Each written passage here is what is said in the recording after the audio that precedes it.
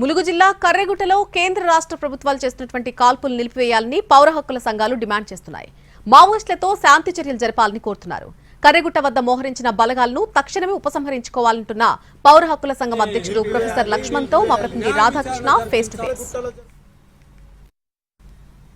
ములుగు జిల్లా కర్రెగుట్ట వద్ద పోలీసు బలగాలు మోహరించడం, కేంద్ర బలగాలతో పాటు తెలంగాణ పోలీసులు మోహరించారు. ప్రస్తుతం ఎన్కౌంటర్లు కొనసాగుతున్నాయి. వీటినన్నింటినీ తక్షణమే నిలిపివేయాలంటూ ఒకవైపు ప్రజా సంఘాలు, పౌర హక్కుల సంఘాలు ఆందోళన వ్యక్తం చేస్తున్న పరిస్థితి కనబడుతుంది. దీనికి సంబంధించి మనతో మాట్లాడడానికి ప్రొఫెసర్ లక్ష్మణ్ పౌర హక్కుల సంఘానికి సంబంధించి ఉన్నారు. ఏంటంటే ఏం చెప్పాలనుకున్నారు ఈ కర్రెగుట్ట ప్రాంతం వద్ద?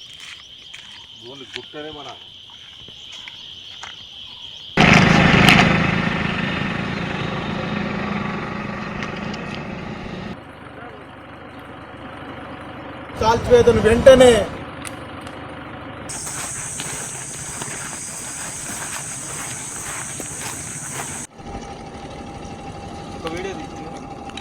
ఆధార్ కార్డు పెడుతున్నా కూడా మాకు చెప్పండి.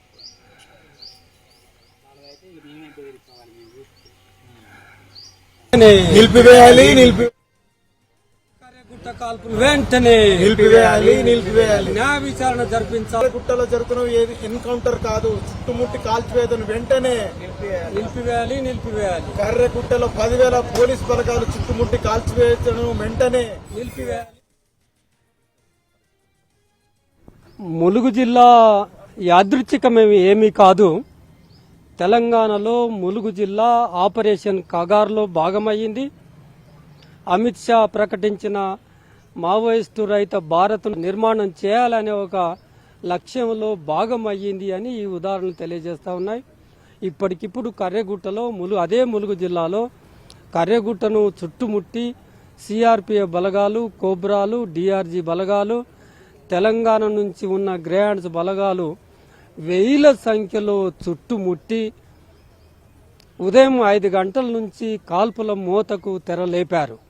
అందులో అనేకమైన ప్రాణ నష్టం జరిగే అవకాశం ఉంది.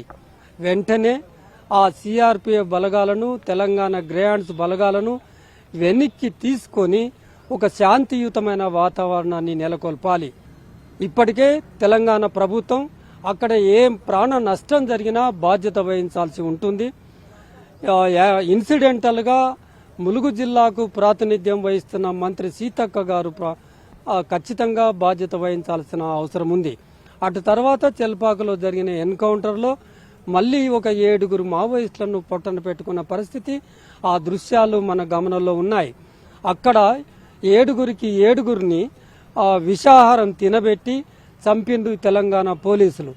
చంపేయటం అనే ఆ వైనం సమాజం, పౌర సమాజం, ఒక ప్రజాతంత్రవాదులు, సామాన్య ప్రజలు ఎట్లా దీన్ని తీసుకుంటారో అనేది చూడాలి.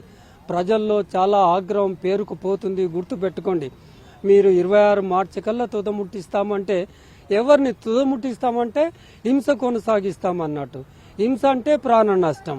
హింస చేయటము ఒక ప్రజాస్వామిక వ్యవస్థలో హింసకు తావు లేదని చెప్తూనే బహిరంగంగా బాహాటంగా చంపేయండి, నరికేయండి, తుదముట్టించండి, ఆ పొదలో దాక్కున్న చివరి నక్సలైట్ను కూడా తీసుకొచ్చి న్యాయస్థానాల ముందు నిలబెట్టడం అని కాదు, తీసుకొచ్చి చంపేయండి అనే ఈ పరిస్థితిని మొత్తం పౌర సమాజం అంతా ఖండించాలని కవులు, కవలాకారులు, మేధావులు, యూనివర్సిటీ ప్రొఫెసర్లు అందరూ దీన్ని ఖండించాలని చెప్పి పౌర హక్కుల సంఘం డిమాండ్ చేస్తుంది. దీన్ని నిలిపివేసి చర్చల ప్రక్రియ ఒకటి మొదలైంది కనుక చర్చలకు రావాలి. వెంటనే ఆ కర్రెగుట్ట చుట్టూ మోహరించిన పోలీసు బలగాలను ఉపసంహరించుకోవాలని పౌర హక్కుల సంఘం డిమాండ్ చేస్తా ఉంది. బలగాలని వెనక్కి తీసుకునేలాగా, అంటే ఉపసంహరించుకునేలాగా ప్రభుత్వం చూడాలనేది ప్రస్తుతం ప్రజా హక్కుల సంఘాలు కోరుతూ ఉన్నాయి. కెమెరా ఎల్ఎస్ ప్రసాద్తో రాధాకృష్ణ, హైదరాబాద్.